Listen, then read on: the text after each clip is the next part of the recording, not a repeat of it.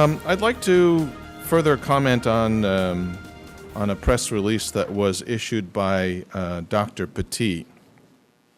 I've taken some time to review my records, my correspondences, and I think that there's some things that should still be clarified.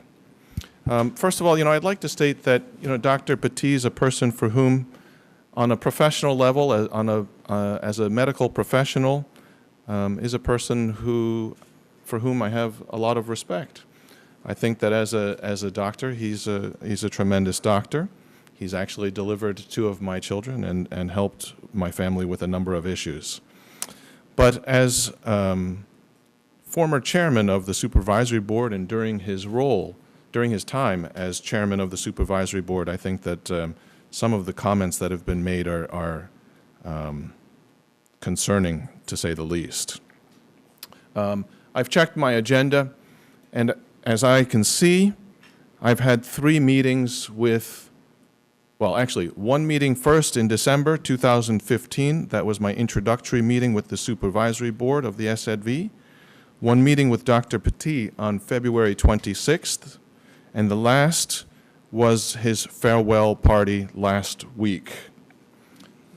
I've received no requests from the board of SZV for an urgent meeting or any sort of a discussion about what could be considered any overreaching or undue influence by the Minister of Public Health. So while I'd like to think that I'm a highly influential person, I think that still 3 meetings, including a farewell party, and the 1 meeting was just with Dr. Petit, not even with the supervisory board. To think that I have that type of influence over a supervisory board is hard to imagine. I would like to discuss a little bit the contents of the meeting from December 15th.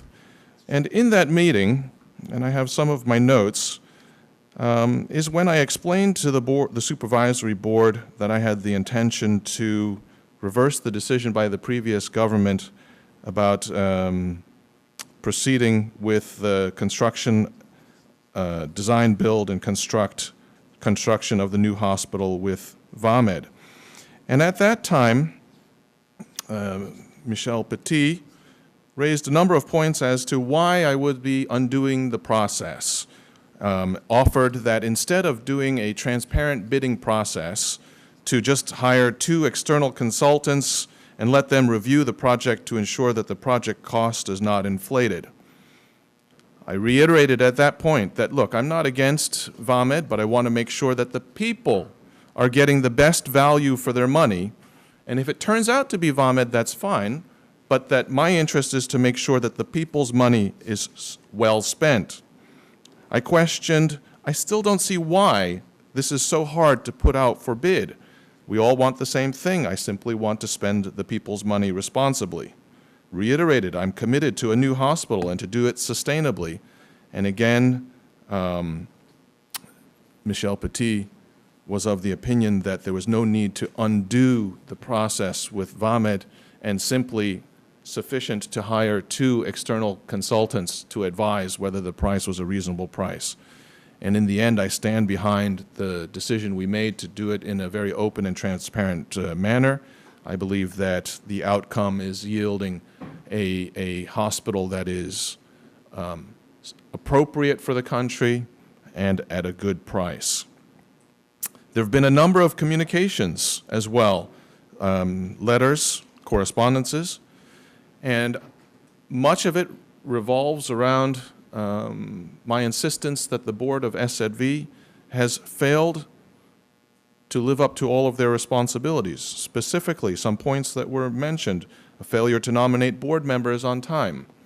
As a matter of fact, right now, we have the appointment of Ms. Shireen Daniels, but there's still 2 board seats available that are still not occupied. Failure to nominate the director on time. Failure to nominate a deputy director at all, and a failure to submit annual reports for 2015 and 2014. So there's a number of issues that I believe we've been consistently bringing up, and if again you consider that, what is that, undue influence or overreaching or undue influence, I think that that's not true. The board has a responsibility, and as minister, I have a responsibility to ensure that the board is adhering to their obligations. And I think notifying them in writing as to what they're deficient in and what they need to work on is certainly appropriate. That's a matter of fact, that's my job. So Dr. Batiz mentioned some points in here where he has concerns about my influence over the board.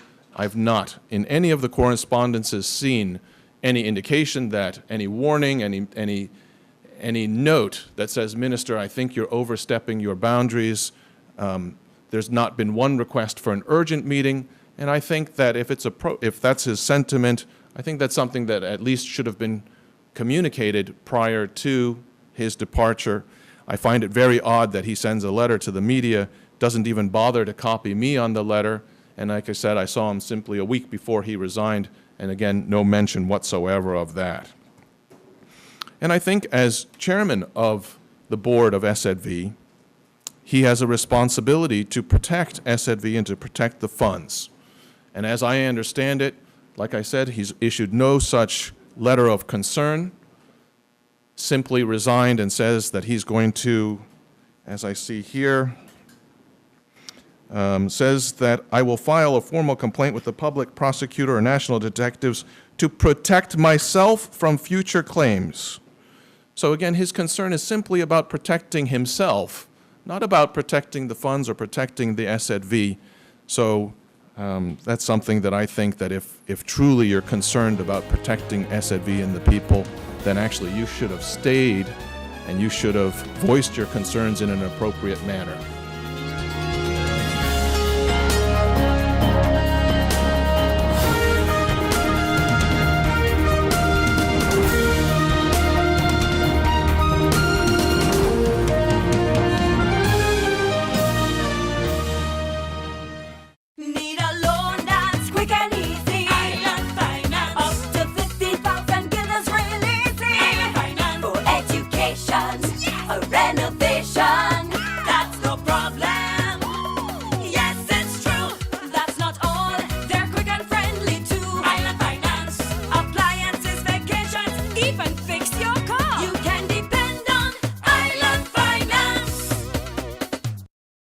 Life is a journey full of connections. You're in safe hands even when life starts too soon. You don't have to miss a single beat. When a bad hair day makes you sad, just sharing can bring you joy and more to come.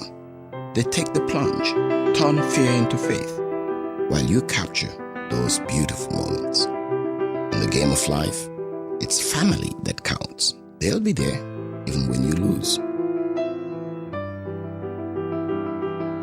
We all have our moments of reflection and hope. And when you feel you're losing everything in life, we're there because there's more to come.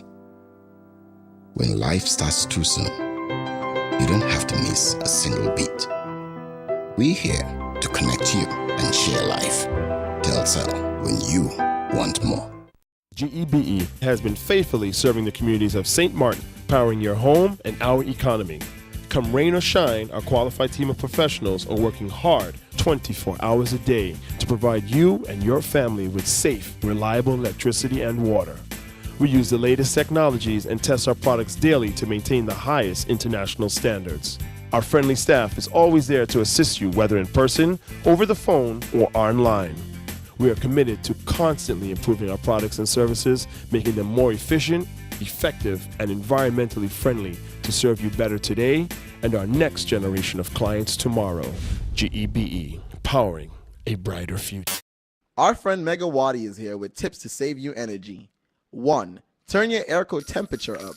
2. Use a ceiling fan instead. 3. Buy energy-saving products. Save some green with NVGEBE.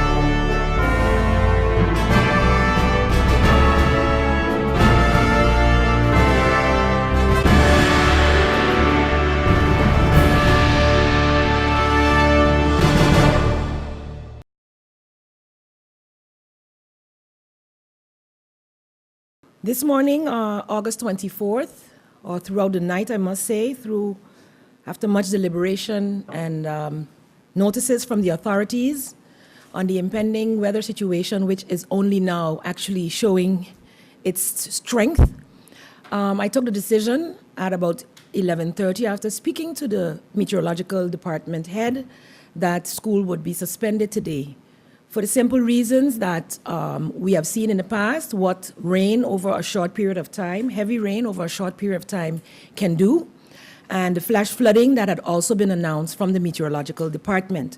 So I do stand by that decision, despite some of the outcry this morning when we woke up to pretty clear skies.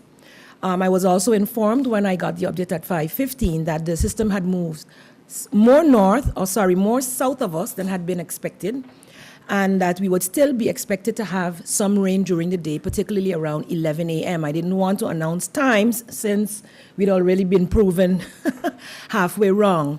So I did mention that there would be some stormy conditions during the morning, and as I was trying to get in here, I had a very hard time. And I don't think that any parent now, seeing the situation, would regret that their children are safely at home. So with that, I urge the population to keep a good eye on the system. It is still within our area. It is still affecting us. Some people have not been able to go out to work because of their situation. The announcement was pretty late, after 11, and so finding out this morning for many did cause some problems. And for that, I do apologize. But because the system was not showing exactly what it was going to do, I prefer to make a statement at 11:30 than to make the statement at 5, especially if we had woken up at 5 to horrid conditions. So, and have children out on the road, because we do have children taking buses from 6 in the morning. And so to avoid that problem, the announcement was made at 11.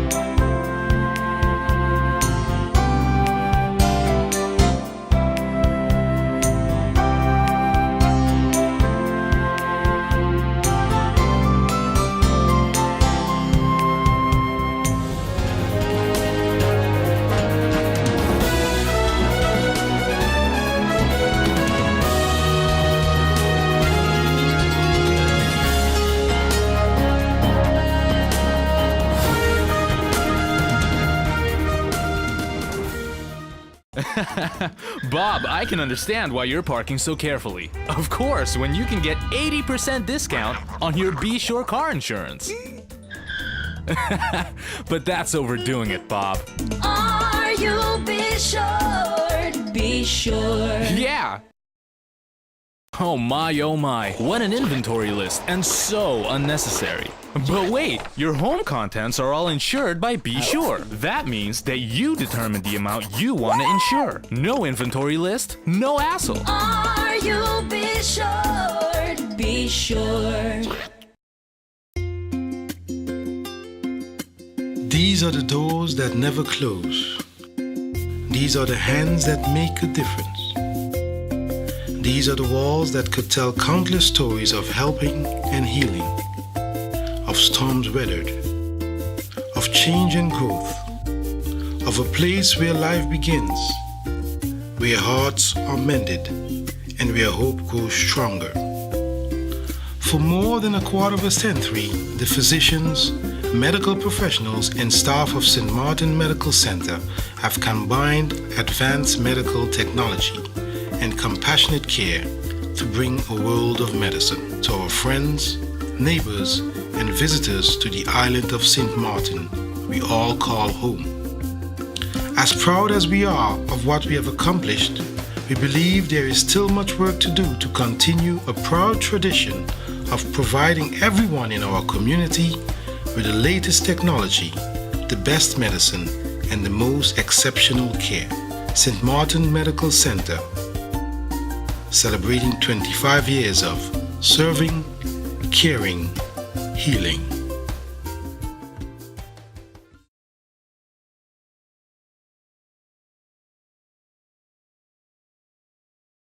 Well, tonight we have had the first meeting with the Calypsonians, the committee that has been tasked with the task to organize the 2017 Nagico Calypso Elimination and Finals.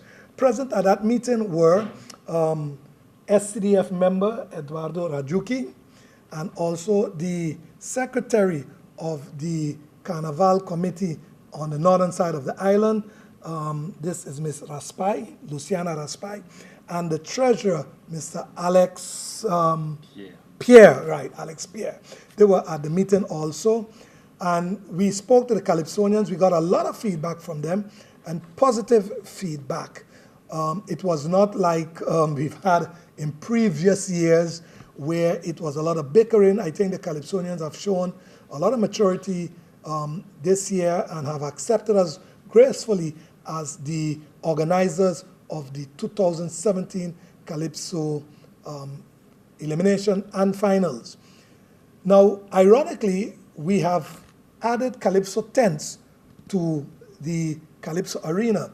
The first Calypso tent will take place on February 21st, 2017, during Carnival on the northern side of the island, during their celebrations on February 21st at the Carnival Village in Gallows Bay. And I would like to hear from Ms. Raspai and Mr. Pierre how they feel about that, you know, we are having the first Calypso tent on the northern side of the island. Good evening again. My name is Luciana Raspai, and I'm the General Secretary of the Carnival Committee on the northern side, FCDSM.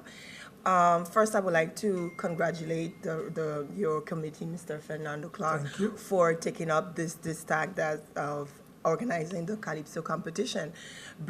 Having the first tent on our program, actually, this is a big comeback on the French side. As you know, we have not had Calypso competition for over more than 15 years. Mm-hmm. So this is a big step actually for our committee, and we do hope that it will definitely be a big success actually, and that we really like the dynamic that with your committee you are going to be enhancing actually the Calypso competition, and having the tents. I believe that is a very good initiative actually, which will make people get to know the Calypsonian way before the competition, of course, and get to hear their song way before. And the Carnival Committee is gladly that we are being able to take part, to contribute actually, and this new initiative that you're bringing with the Carnival, with the Calypso competition.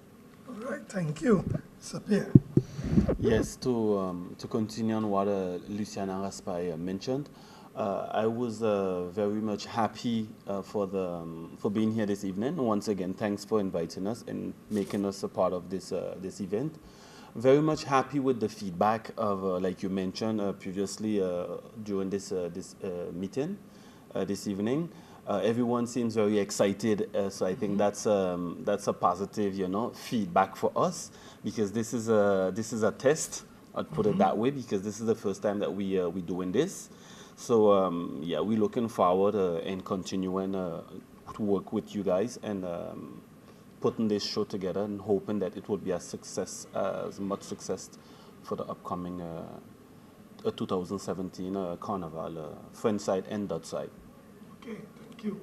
Now, Mr. Rajuki is someone who has always been involved in the organizing of the Calypso competition, and he is gracefully giving us his expertise and his experiences with the Calypsonians, and he's someone that I can call upon at any time for advice and for his experience in dealing with the Calypsonians.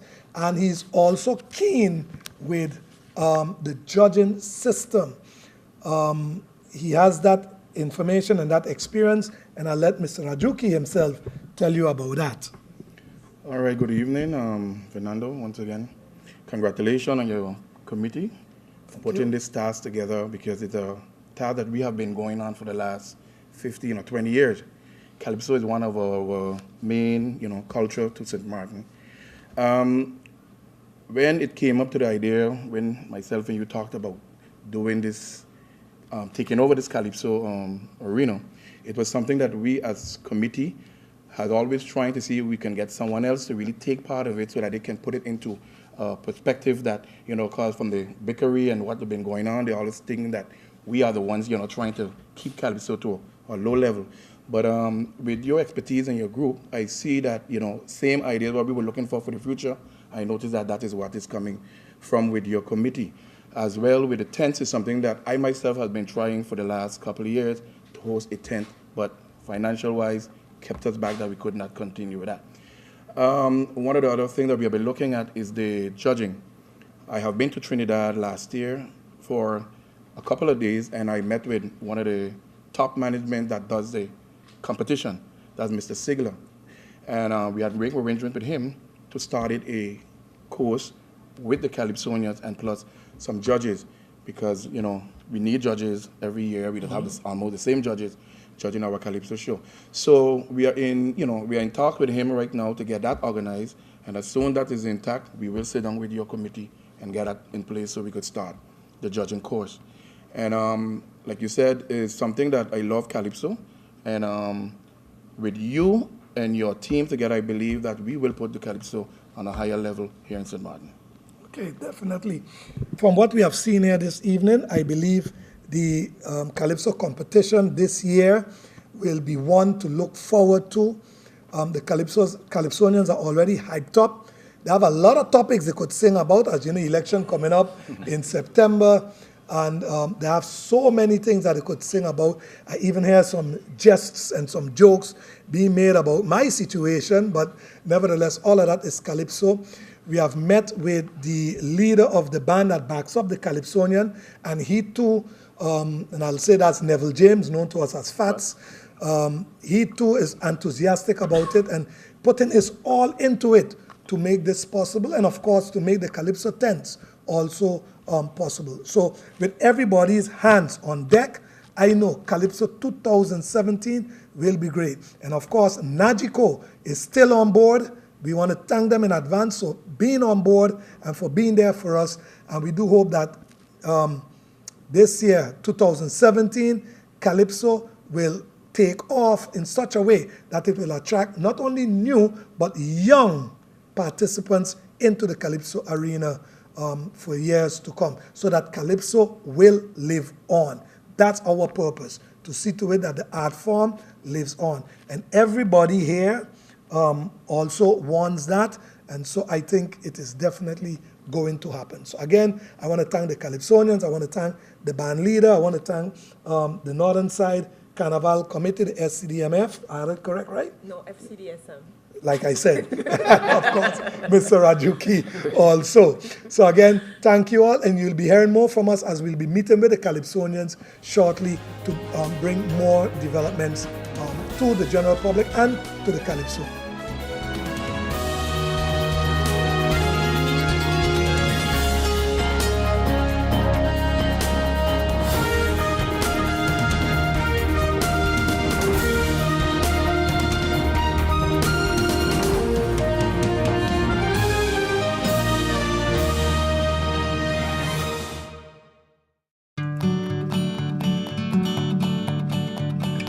It's been said that behind every door, possibility awaits.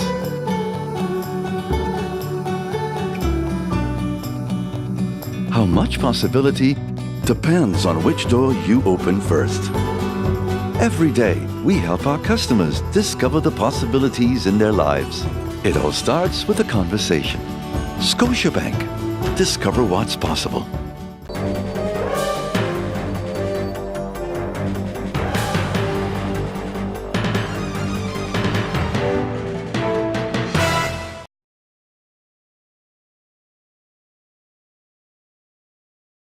Last week, I announced that the steps were taken to change the law based on which foundations, associations had to file profit taxes. The feedback I'm getting is that some people have been a little overzealous and have interpreted as, yes, the Minister of Finance said that associations and foundations don't have to pay any taxes, and therefore they don't have to pay any TOT taxes, and they don't have to pay any wage taxes. But that's stretching it a little too far. The report that I gave only concerned filing for profit taxes. Of course, if you have an employee and the employee is earning a salary, you have to make your contribution to the part that you need to do for social coverage of that employee, and for taxes the employee have to make, and you have to, of course, pay those taxes to the receiver of taxes. And if you collect TOT because you had some transaction that is covered by TOT, then of course that TOT also have to be paid to the island receiver. The comment I made and the report I gave was a change that I made, only putting the burden on foundation and trust to file profit taxes, and only those foundations and associations who operate a business as such are the ones who will have to file profit taxes in the future. So I hope with that I've clarified that, and that everybody would act accordingly.